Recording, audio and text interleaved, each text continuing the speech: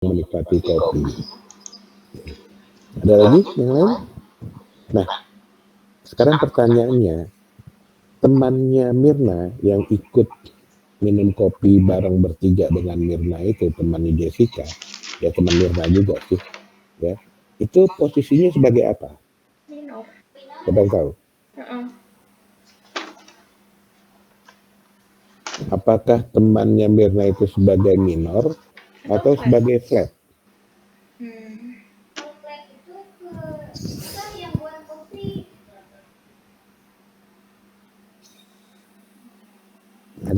Ada yang tahu?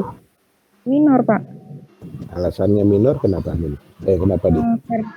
Karena itu temannya si Jessica itu kan masih berhubungan sama si Ko-mainnya itu kan. Kalau menurut saya seperti itu, Pak. Oke. Yang harus kamu ingat adalah minor itu ya dia friend, dia relatif, ya dia punya hubungan dan dia tidak boleh dikembangkan.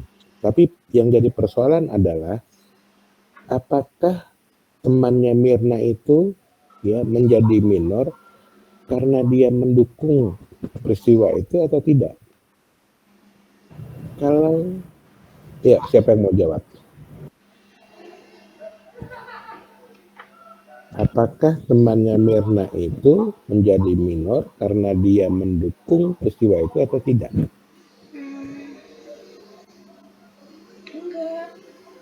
Tidak mendukung, sepertinya Pak. Tidak, Pak. Soalnya tadi dari awal Bapak juga udah bilang kalau si temannya ini tidak tahu bahwa Jessica berniat untuk membunuh Mirna di kafe tersebut. Begitu. Iya. Berarti kalau gitu Sri, si temannya itu dia ditempatkan sebagai minor atau sebagai flat?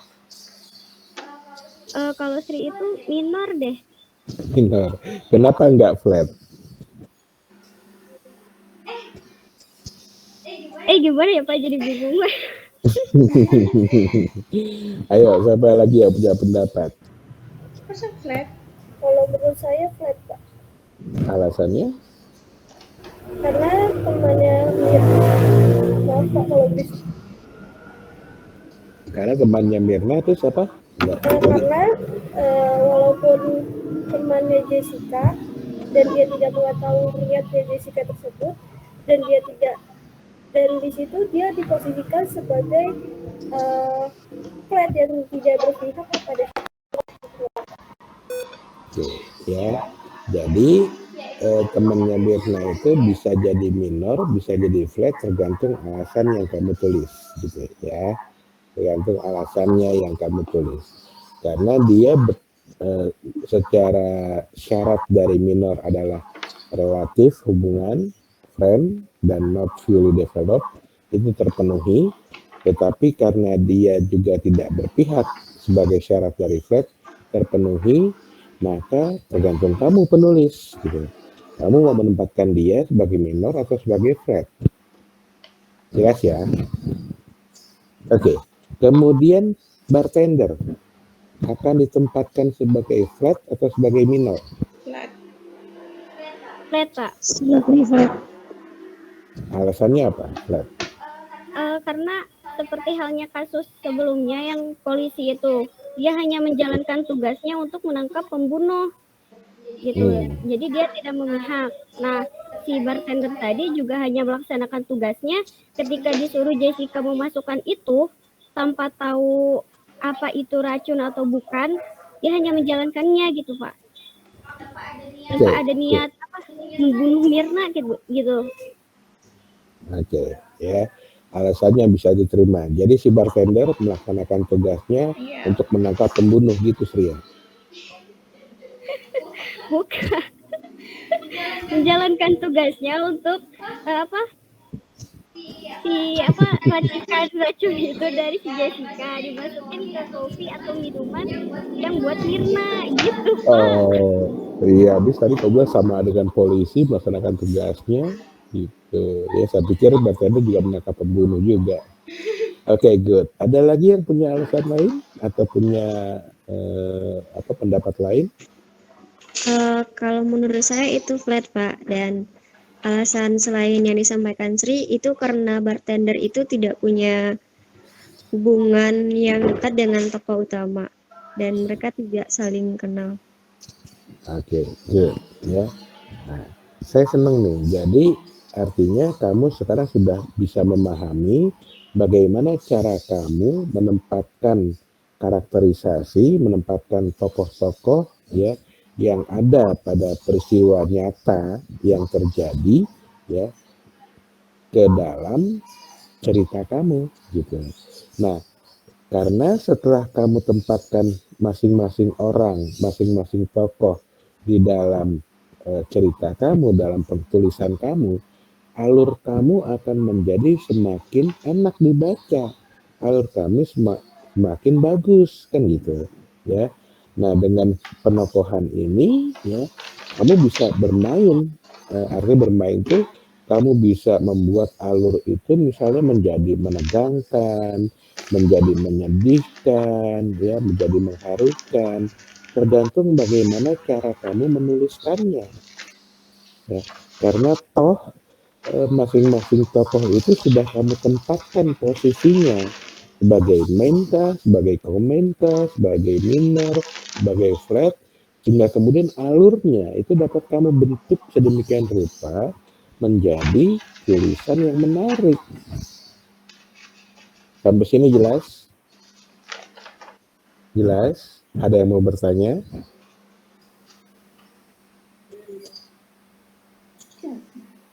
Oke. Kalau nggak ada yang ya silakan.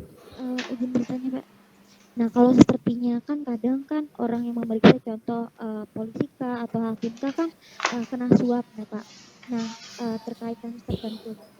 Apa sih, Mel? Nggak dengar. Si tersangka ini sebenarnya. Nah, itu bagaimana penempatannya kalau sepertinya dia yang seharusnya di flat malah berubah gitu. Itu bagaimana? Iya, ya nggak apa-apa. Kalau ternyata dia disuap oleh tersangka, oleh pelaku, dan pelaku itu tadi Jessica kita tempatkan sebagai apa tadi? Sebagai komen ya, karena mainnya adalah Mirna ya. Nah, maka posisi si polisi itu dari flat berubah menjadi minor karena dia mendukung Si pelaku gitu ya. Jadi perubahan posisi itu sangat mungkin terjadi. Bahkan yang tadi ya, ketika bartender itu kamu mau tempatkan sebagai minor atau sebagai flat, itu tergantung kamu. Karena kedua syarat posisinya terpenuhi oleh si bartender. Begitu juga dengan perubahan posisi pada polisi, karena dia disuap misalnya, kemudian dia jadi mendukung pelaku, maka posisinya bukan lagi flat, tapi dia menjadi minor karena mendukung pelaku gitu. Begitu Melan, jelas? Jelas, Pak. Terima kasih, Pak. Yuk, ada lagi yang mau bertanya?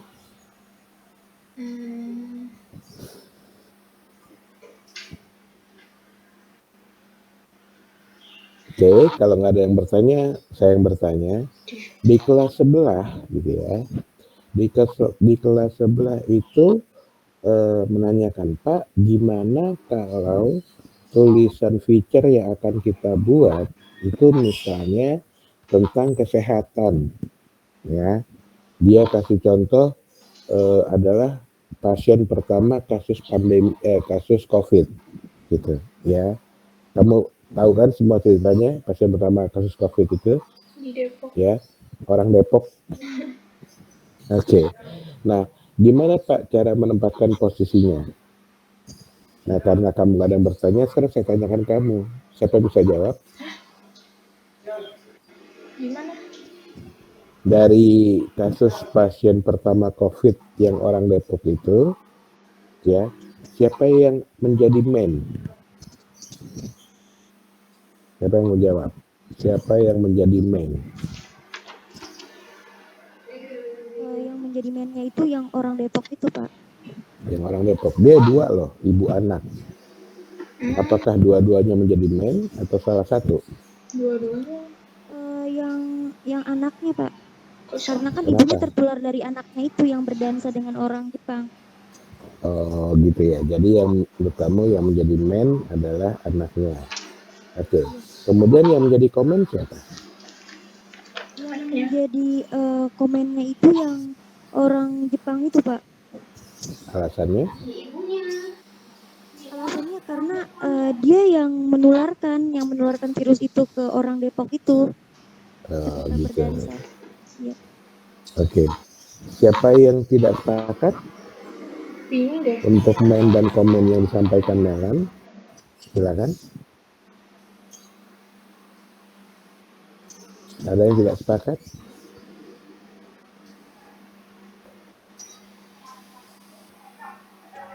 Kok yang lain diem nih? Ini diemnya diem mikir apa diem bingung? Dia mikir. Halo? Iya, sepakat. Sepakat? Sepakat nggak?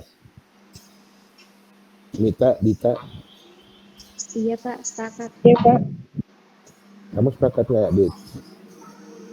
Kalau saya sepakat Pak, soalnya memang kalau misalnya, tapi kalau misalnya dari posisinya itu anak ibu yang pertama orang Depok itu yang dikembangkan, berarti bisa jadi dia udah jadi mainnya.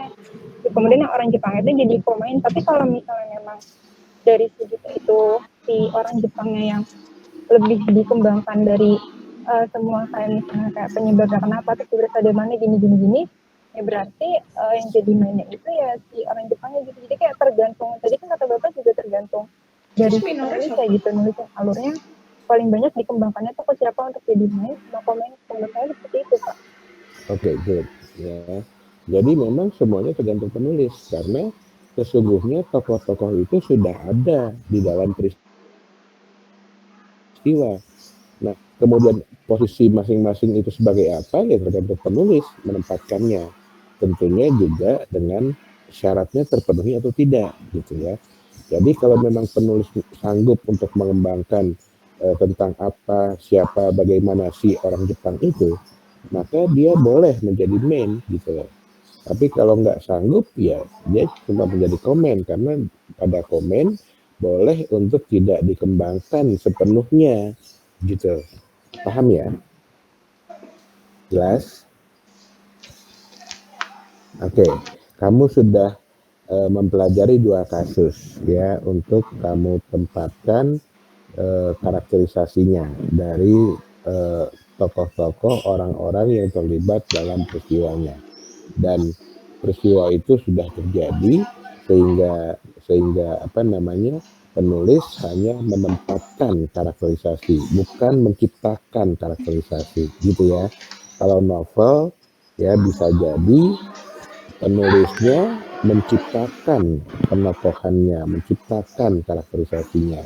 Tapi karena ini feature maka penulisnya hanya menempatkan ya posisi dari masing-masing orang yang terlibat dalam peristiwa. Itu ya, jelas ya? Ada yang mau bertanya? Jelas?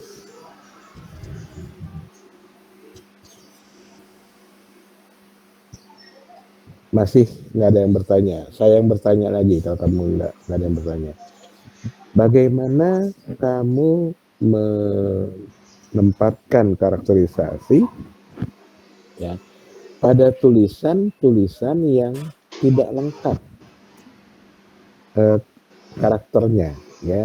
Jadi mungkin tidak ada komen, mungkin tidak ada minor, mungkin tidak ada flat ya. Bagaimana cara kamu menempatkan itu? Kan misalnya kamu buat tulisan atau feature misalnya tentang kuliner. Kira-kira coba bayangkan kamu menulis tentang kuliner. Kira-kira lengkap nggak karakter yang ada pada tulisan kamu tentang kuliner?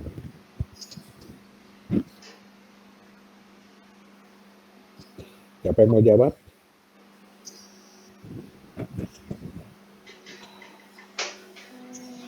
Halo Pak. Ya gimana Melan? Kayak gitu berarti kita menempatkan pedagang.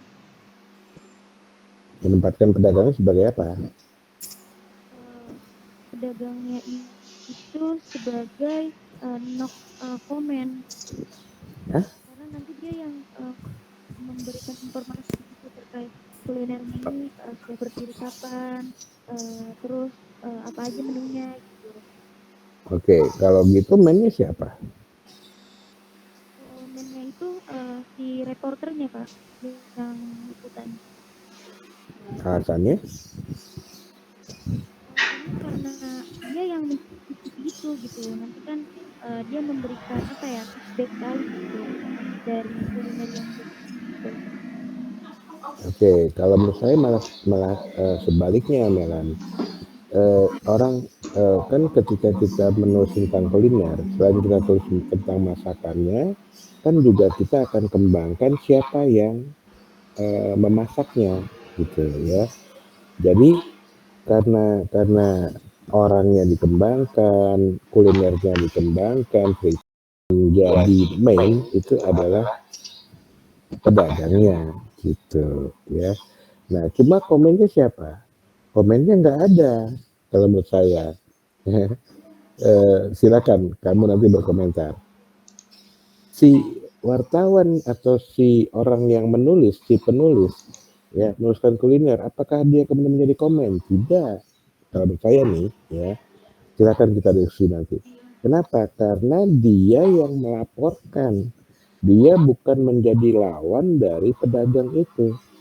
Nah, kalau dia lawan karena mencicipi, ya bisa jadi. Tapi apakah kemudian ya si wartawan itu diceritakan atau si penulis itu diceritakan dalam tulisan itu? Kan yang diceritakan adalah hasil cicipannya, bagaimana rasanya, bagaimana bentuknya, dan sebagainya. Bukan tokohnya, bukan penulisnya, bukan wartawannya yang diceritakan ke publik, tapi hasil dari masakannya, hasil dari yang dijualnya. Sampai sini sepakat nggak? Kalau saya bilang komennya dalam cerita kuliner itu tidak ada. Sebentar Pak, tapi kan kadang ada reporter yang menanya ke pengunjung lainnya, itu gimana Pak? Reporter yang menanya ke pengunjung lainnya. Terus yang kamu tanya apa? Maksudnya apakah sudah berlangganan ke sini, terus maksudnya terus gimana rasanya gitu kan, kayak gitu biasanya. Ya, pengunjung lainnya itu akan menjadi minor. Ada itu ya? Ya, pengunjung lainnya yang ditanya oleh si wartawan ya, itu dia menjadi minor karena dia punya relatif sebagai orang yang menikmati ya masakan itu misalnya.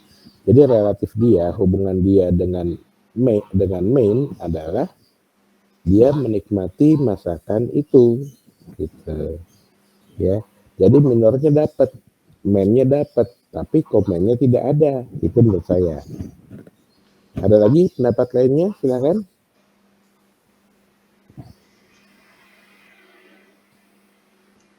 Sepakat nggak Melan dengan jawaban saya? Sepakat Pak, tapi Melan masih bingung. Nanti yang ditempatkan sebagai flatnya siapa ya? Nah, menurut kamu ada nggak flatnya?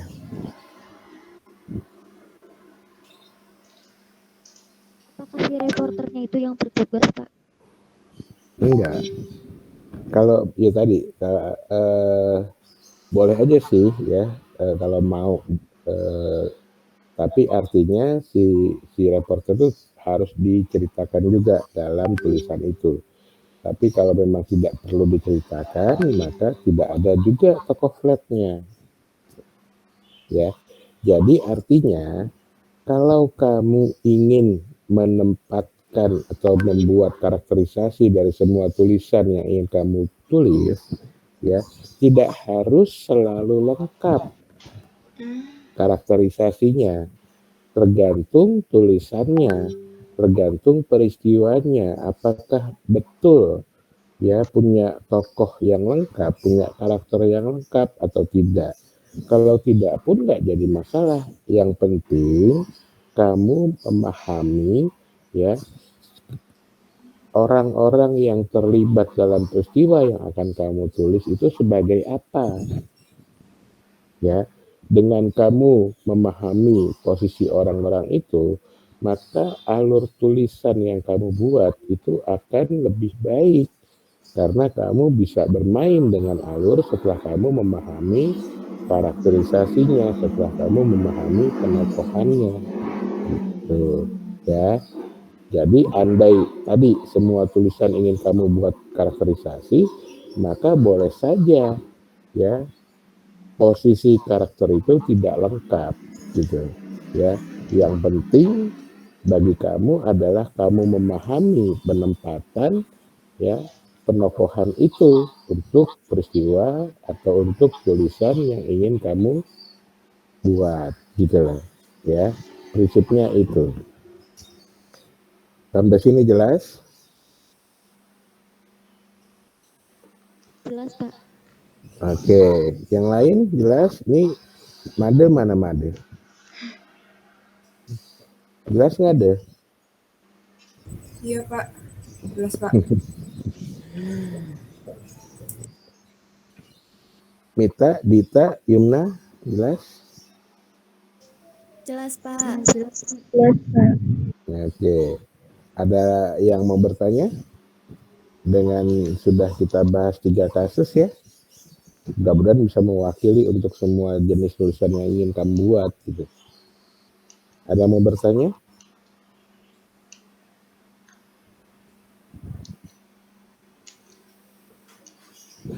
Afrida jelas?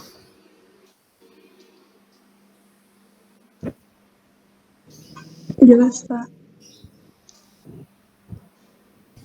Oke, kalau kamu sudah jelas dan kamu masih ingin memahami lagi, kamu bisa scroll down ke bawah ya, kamu bisa lihat penjelasan singkat saya tentang masing-masing tokoh di situ ya. Tapi sebenarnya semuanya udah saya jelaskan tadi. Tapi kalau kamu ingin memahami lebih lanjut, silahkan dibaca. Oke, kalau nggak ada yang mau bertanya, berarti udah selesai dong pertemuan kita hari ini. Ya, iya. Nah, itunya nggak gitu. Semangat. Benar nih, nggak ada yang mau bertanya. Syarat menjadi tuh nggak.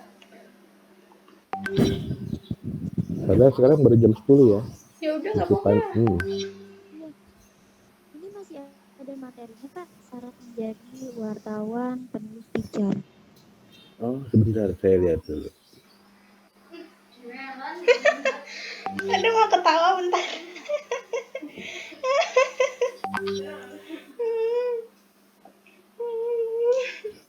Bapaknya ngantuk.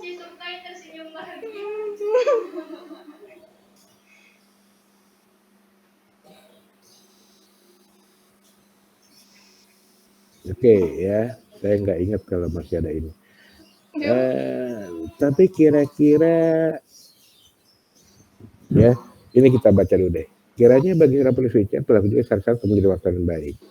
Karena seorang penulis feature sebenarnya besar adalah seorang wartawan. Meskipun dapat pula dikatakan seorang wartawan yang baik belum tentu dapat menjadi seorang penulis feature yang baik. Ya, kenapa yang nomor 2 itu ya, seorang wartawan yang baik belum tentu dapat menjadi penulis feature yang baik ya, karena untuk menulis feature itu butuh keterampilan lebih gitu ya.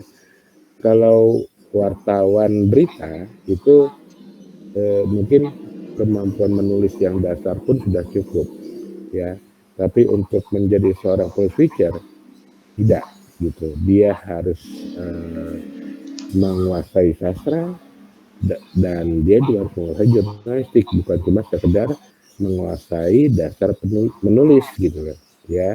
Ini butuh rasa bahasa, butuh logika bahasa ya, sehingga untuk menjadi seorang penulis feature yang baik itu memerlukan keterampilan yang lebih, memerlukan pengetahuan yang lebih gitu ya.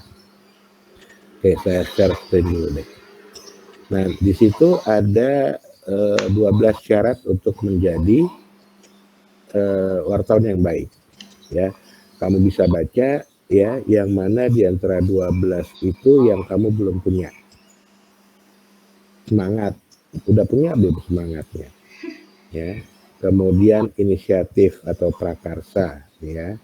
Kemudian berani untuk melakukan prakarsa ya. Nah, tapi lihat tetap dalam batas sopan santun maupun norma yang berlaku. Kemudian kepribadian yang baik, kemudian kepo, ya, keponya itu kepo banget gitu ya. Kemudian jujur, tanggung jawab, ya. Nomor 8, kemampuan menulis, ya. 9, keinginan untuk mencari dan mendapatkan fakta sesungguhnya. Jadi untuk nomor 9 ini, ya, menjadi seorang wartawan itu dasarnya, ya, tidak boleh cepat atau mudah percaya. Karena kalau seorang wartawan itu mudah percaya, maka dia tidak akan mendapatkan fakta yang sesungguhnya, gitu loh, ya. Karena fakta yang sesungguhnya bisa jadi, ya, itu harus digali, bisa jadi tersembunyi, gitu. Sehingga kalau dia orangnya mudah percaya, ya, maka kemungkinan besar yang dia dapatkan hanyalah isu, belum fakta. Paham ya? Jadi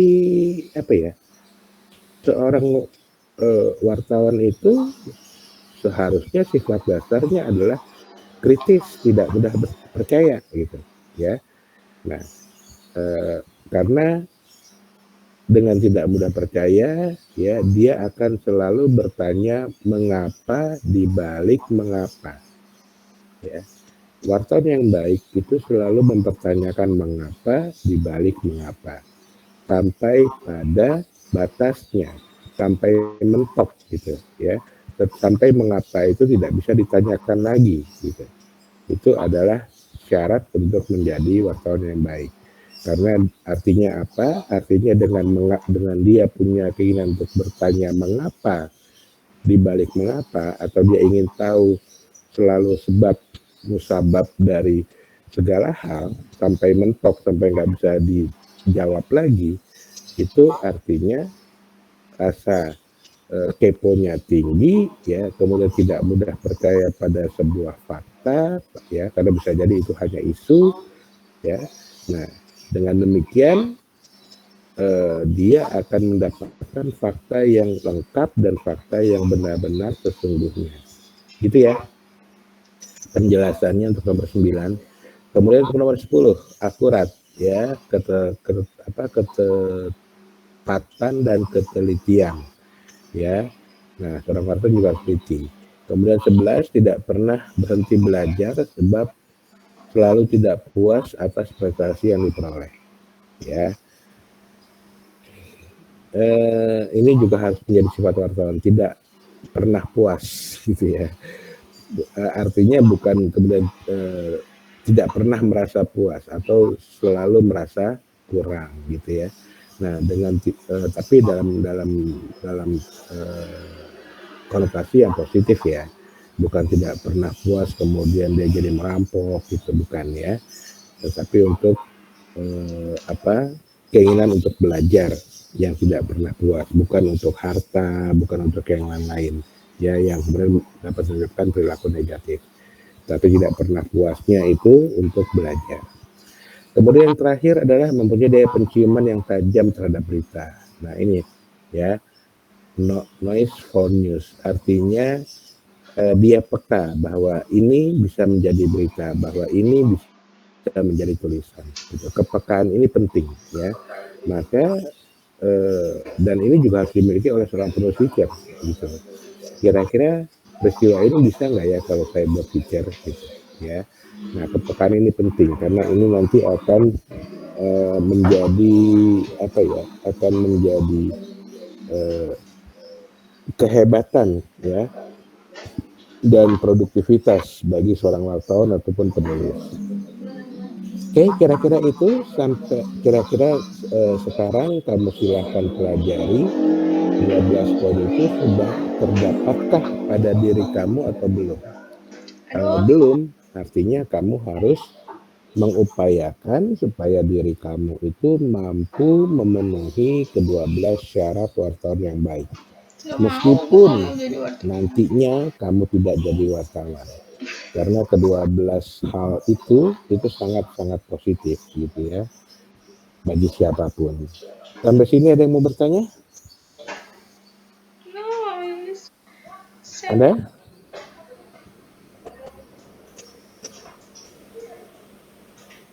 Pak, saya mau tanya.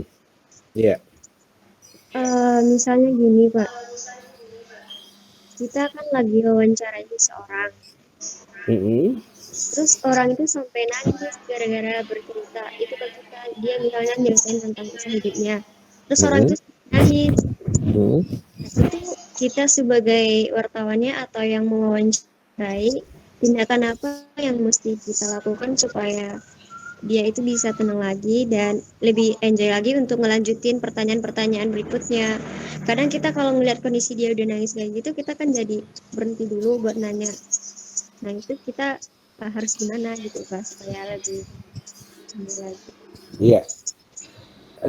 Justru kalau sampai menangis itu yang seharusnya wartawan punya kemampuan. Artinya seharusnya wartawan memiliki kemampuan itu, gitu ya. Saya cerita deh. Saya dulu pernah wawancara Ali Sadikin, ya, Gubernur Jakarta, ya. Itu saya mengajukan kalimat-kalimat, ya, yang membuat dia nangis, membuat dia ketawa, membuat dia marah, ya. Tapi kemudian segera saya kembalikan, ya, supaya wawancaranya bisa berlanjut. Artinya apa? Kalau kamu sebagai wartawan bisa, ya, membuat narasumber kamu itu sampai terbawa emosi seperti yang kamu harapkan, itu so good banget gitu, ya. Itu bagus banget gitu, ya.